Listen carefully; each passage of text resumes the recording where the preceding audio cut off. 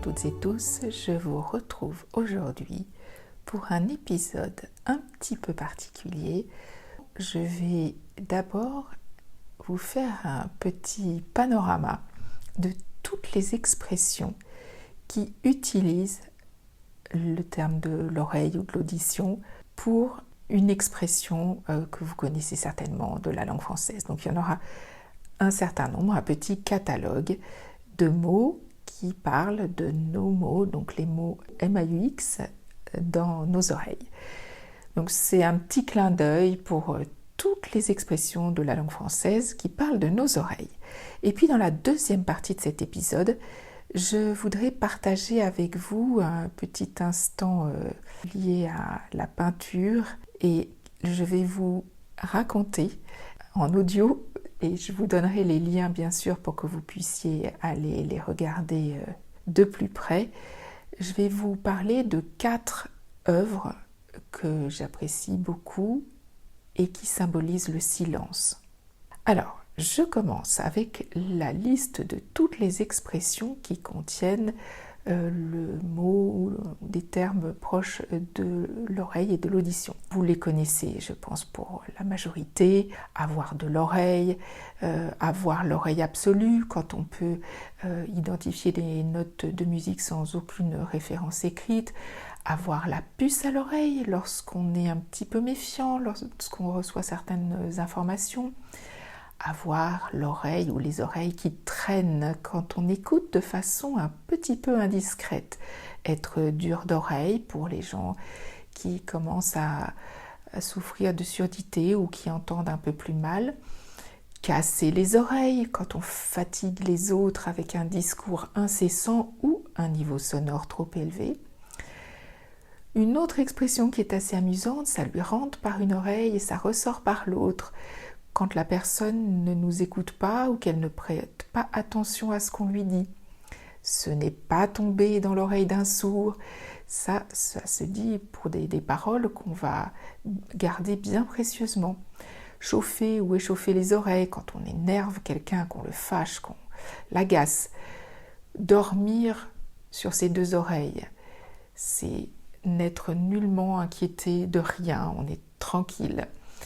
Je vous souhaite de dormir sur vos 2 oreilles. Écorcher les oreilles, c'est quand on irrite l'ouïe avec des sons qui sont peu agréables. Faire la sourde oreille quand on fait semblant de ne pas entendre. Les murs aussi ont des oreilles. Il faut faire attention à ne pas être entendu. Mettre la puce à l'oreille, c'est intriguer, éveiller des soupçons, de la méfiance peut-être. Ne pas l'entendre de cette oreille quand nous sommes en désaccord avec les propos qui viennent d'être dits. N'écouter que d'une oreille, c'est lorsqu'on prête peu d'attention. Avoir l'oreille musicale, tendre l'oreille, ce sont des expressions classiques aussi. Rebattre les oreilles quand on ennuie quelqu'un en répétant toujours la même chose. Se faire tirer l'oreille, c'est se faire prier ou résister à une demande. Tirer les oreilles, ça veut aussi dire réprimander ou gronder. Ses oreilles ont dû siffler. On dit ça de quelqu'un dont on a beaucoup parlé, mais en son absence. Des propos qui viennent aux oreilles de quelqu'un, ça veut dire qu'ils sont portés à sa connaissance. Et puis, pour terminer, ventre affamé n'a pas d'oreille. En résumé, celui qui a très faim n'écoute rien. Voilà, donc voyez ce petit florilège assez imagé d'expressions citant les oreilles est quand même assez important. La liste est assez longue avec ces expressions de la langue française. Et puis pour cette deuxième partie de cet épisode un petit peu différent, je voudrais vous décrire donc 4 œuvres qui ont été peintes ou dessinées et qui représentent le silence. Alors je vais commencer par la première que vous connaissez certainement, Le Nouveau-né de Georges de La Tour. Donc les 4 œuvres dont je vais parler datent de la fin du XVIIe siècle. Donc Le Nouveau-né de Georges de La Tour, c'est la Sainte Vierge qui vient de mettre au monde l'enfant Jésus et qui est accompagnée de sa maman Anne. Et ces 2 femmes et ce nouveau-né sont éclairés avec un seul faisceau de lumière. Tout le reste de la toile est dans la pénombre et on voit la maman, la grand-maman et l'enfant qui sont en paix, parfaitement. Alors, dans le style de l'époque, c'est assez figé, mais on voit que tout est paisible, calme, il n'y a pas un bruit, les visages sont lisses et on voit que c'est une peinture qui retrace un moment de paix, de silence. Donc le nouveau-né de Georges de la Tour, 1645-1648. La deuxième œuvre dont je vais vous parler, c'est le tableau qui a été peint par Claude Monet en 1868-69 qui s'appelle L'Api, l'oiseau, l'Api. Donc imaginez un paysage entièrement sous la neige. Au loin, on voit une petite colline recouverte de neige. Un petit peu plus près, un corps de ferme avec des grands arbres entièrement recouverts de neige. Ensuite, on voit un petit muret avec une petite barrière sur laquelle est posée une pie. Et on voit cette petite pie posée tout en haut de la barrière et tout le reste de ce qui entoure, donc les murets d'un côté et de l'autre, sont recouverts de neige avec un petit peu de morceaux de bois ou de pierre dans ce muret. Et tout l'avant de cette toile, c'est de la neige avec les reflets de ce muret et de cette petite porte sur laquelle se tient la pie. Et juste à l'avant de la toile, au bord du cadre, on voit quelques traces de pas dans la neige. Et quand on observe ce tableau, on entend le silence.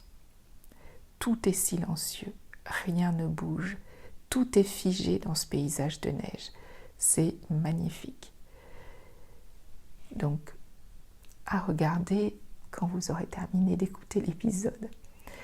Et puis, les deux œuvres suivantes, alors il y en a une, c'est un pastel qui s'appelle Du silence, qui a été peint par un peintre qui s'appelle Fernand Knopf en 1890. C'est un style plus symboliste et c'est un pastel, là c'est pas une toile, et ça représente quasiment la toile entière et représente un jeune homme apparemment qui a une allure assez angélique avec une grande robe blanche, des cheveux courts, assez lumineux, blond, châtain clair, et on voit juste derrière sa tête un peu de ciel bleu, et il porte sa main gauche devant sa bouche avec son index sur les lèvres, comme s'il faisait chut. C'est extrêmement apaisant, c'est calme, on visualise le silence. La toile s'appelle Du silence. C'est très léger, très charmant et vraiment on voit je dis le voit parce que je regarde en même temps que je vous en parle, on voit le silence. Et puis la dernière œuvre dont je voulais vous parler s'appelle là encore Silence. C'est une toile qui a été peinte par Nikolaï Doubrovskoï en 1890, donc comme le pastel. Et alors là, je ne sais pas si c'est la mer ou un très grand lac. Au loin, on voit sur la rive des maisons, mais assez loin. Et au-dessus du plan d'eau qui prend la moitié de la toile, d'énormes nuages, mais qui sont éclairés par-dessus, comme si au-dessus des nuages, il y avait du soleil qui se reflète un petit peu sur l'eau. Mais tout ce qui est au fond de la toile est dans le noir. Et en effet, là, l'eau est totalement lisse, les nuages sont immobiles, et là encore, on voit un moment de paix, de calme et de silence. Donc voilà ma petite touche un petit peu différente pour cet épisode, pour partager à la fois avec vous toutes ces expressions de la langue française qui utilisent des mots MOTS pour nos mots à nous, hein, qui sommes souvent en recherche du silence. Et puis ces 4 toiles dont je vous mettrai les références en commentaire pour que vous puissiez, si vous le souhaitez, aller les admirer. Écoutez, j'étais ravie de partager ce petit épisode un peu différent. Je vous souhaite une très bonne semaine et je vous dis à la semaine prochaine pour un nouvel épisode. N'oubliez pas de vous abonner, que ce soit sur les plateformes de podcast ou sur YouTube, pour ne pas manquer des prochains épisodes à venir. N'hésitez pas également, si vous le souhaitez, à me transmettre des questions, des idées d'épisodes que vous souhaiteriez que je traite, parce que nous allons bientôt arriver à 1 an de notre podcast et je vais bientôt avoir fait le tour de tous les thèmes à aborder sur l'audition. Je vous dis avec grand plaisir à la semaine prochaine pour un nouvel épisode.